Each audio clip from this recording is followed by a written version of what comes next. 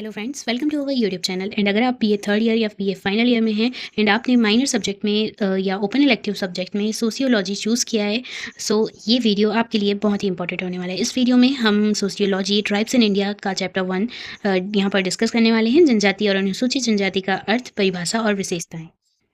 सो जैसे कि आप लोग जानते ही, आपने सुना ही होगा जनजाति वर्ड को, भारतीय संविधान में भी इसका उल्लेख है और नॉर्मल टॉपिक में डिस्कशन में आपने इस वर्ड को ज़रूर सुना होगा। सो क्या है जनजाति, क्या है अनुसूचित जनजाति, इस वीडियो में विस्तार से हम जानेंगे एंड आपको एग्जाम में किस तरह से लिखना है उसका भी कंटेंट आपको इसमें मिल जाएगा।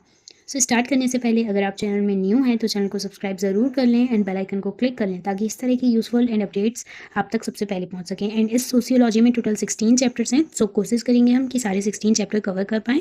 एंड आप इस वीडियो को लाइक ज़रूर कर दीजिएगा ताकि मुझे मोटिवेशन मिले एंड मैं सारे चैप्टर्स को कवर कर पाऊँ टाइम पे। एंड अगर आपको इस सेशन से रिलेटेड कोई भी डाउट आता है तो आप कमेंट सेक्शन में पूछ सकते हैं। सो आइए स्टार्ट करते हैं। यहाँ पर जो बताया गया है कि जो आज का मानव है वो पहले यानी हज़ारों लाखों वर्षों पहले के मानव से बहुत ही भिन्न था।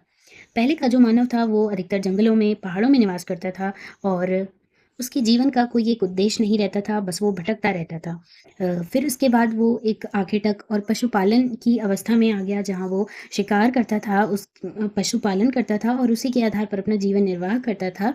और इसके बाद भी उसके भटकना समाप्त नहीं हुआ था, यानी उनका एक स्थायी निवास नहीं था। जिस तरह से हम आज रहते हैं, अपना एक घर होता है और उसमें हम रहते हैं, ऐसा पहले नहीं हुआ करता था। फिर धीरे-धीरे जब कृषि का आविष्कार हुआ, विभिन्न उपकरणों का आविष्कार हुआ कृषि करने के लिए, तब मानव में स्थायित्वता आई और वो एक स्थान पर निवास करने लगा। जिस तरह से बोलने में ये इतना सामान्य और सरल लग रहा है, इतना आसानी के साथ विकास नहीं हुआ है। ये जो विकास की प्रक्रिया है इसमें बहुत टाइम लगा है।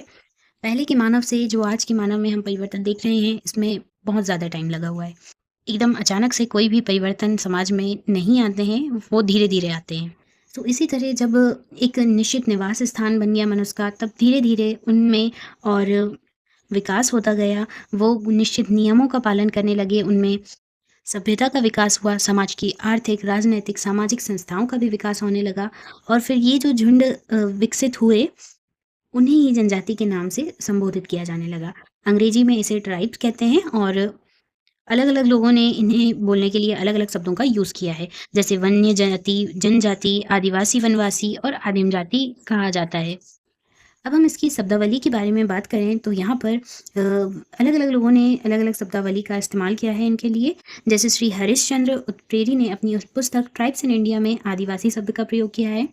श्री जे.एच. हट्टन ने प्राचीन जनजाति का यूज़ किया है नाम।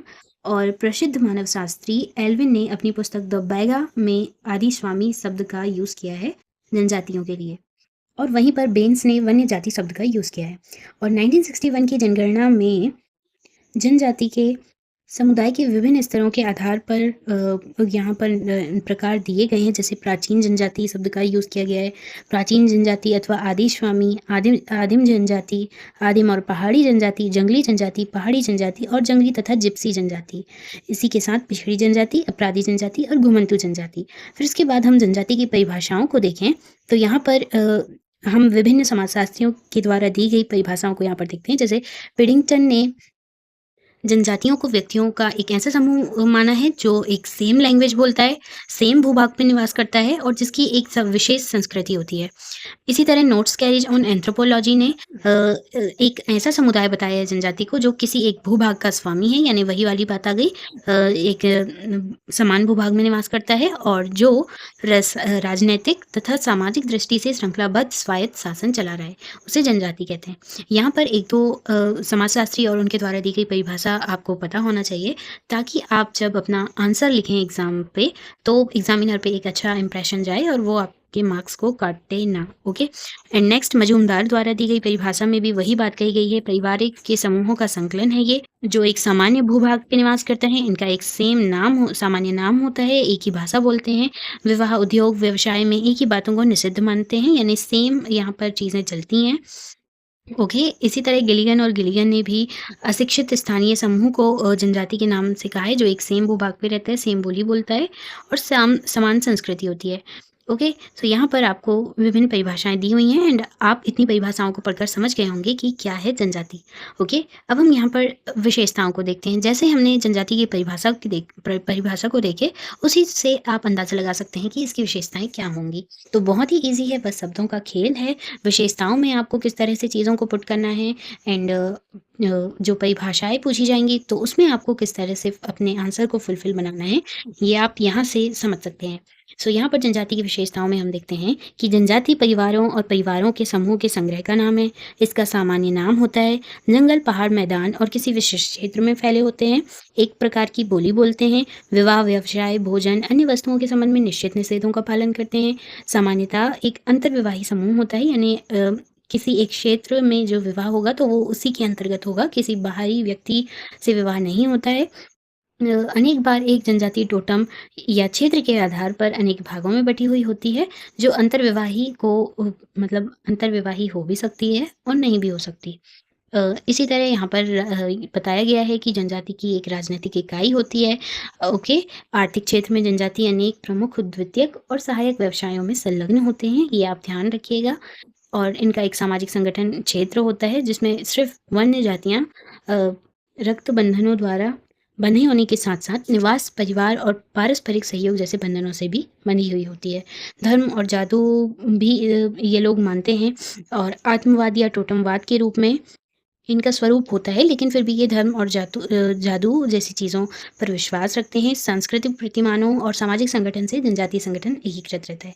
यहाँ पर फिर अलग-अलग समाजशास्त्रियों जैसे डी.एन. मजूमदार द्वारा परिभाषा बताई गई है कि जनजातीय समाज में क्षेत्रीयता का तत्व होता है और प्रत्येक जनजातीय समाज का एक नातेदारी की व्यवस्था होती है।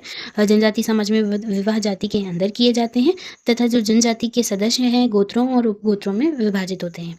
और तीसरी जो विशेषता बताई है डी.एन. मजूमदार ने, वो ये है भाषा की। प्रत्येक जनजाति की एक निश्चित भाषा होती है और जनजाति का हर सदस्य उसी भाषा को बोलता है। और जनजाति समाज की एक राजनीतिक व्यवस्था होती है। इस व्यवस्था की अभिव्यक्ति जाति पंचायतों के रूप में होती है। सो ये थी डी.एन. मजूमदार द्वारा दी गई 4 विशेषताएं। इसके बाद यहाँ पर एरन फेल्स ने भी विशेषताओं को दिया है, जिसमें उन्होंने कहा है कि ये एक निश्चित भौगोलिक क्षेत्र में निवास करती हैं, इसलिए इनमें ज़्यादा पृथकता नहीं रहती है, सेम ही रहते हैं सब। अधिक आत्मनिर्भर रहते हैं, निश्चित आर्थिक प्रणाली होती है और निश्चित बोली होती है, निश्चित समाज राजनीतिक दृष्टि से संगठित होती है, जनजाति के सदस्यों में सामूहिकता की भावना पाई जाती है और निश्चित कानून व्यवस्था होती है। सो ये थी विशेषताएं। यहाँ पर हमने 2 समाजशास्त्रियों द्वारा दी गई विशेषताओं को देखा और एक कॉमन सी विशेषताओं को भी हमने यहाँ पर देखा। तो आपको ये समझ में आ गया होगा एंड आई होप कि अगर आप प्राइवेट वाले स्टूडेंट्स हैं तो आपके लिए ये वीडियो बहुत ही ज़्यादा यूज़फुल होगा। सो आप वीडियो को लाइक ज़रूर कर दीजिएगा एंड कोई भी आपको डाउट आता है तो आप कमेंट सेक्शन में पूछ सकते हैं एंड इसी तरह के अपडेट्स के लिए आप चैनल को सब्सक्राइब करके बेल आइकन को क्लिक ज़रूर कर लें एंड और अधिक जानकारी के लिए आप हमारे टेलीग्राम चैनल में भी ज्वाइन हो सकते हैं। सो मिलते हैं नेक्स्ट वीडियो में नेक्स्ट टॉपिक के साथ। Thanks for watching.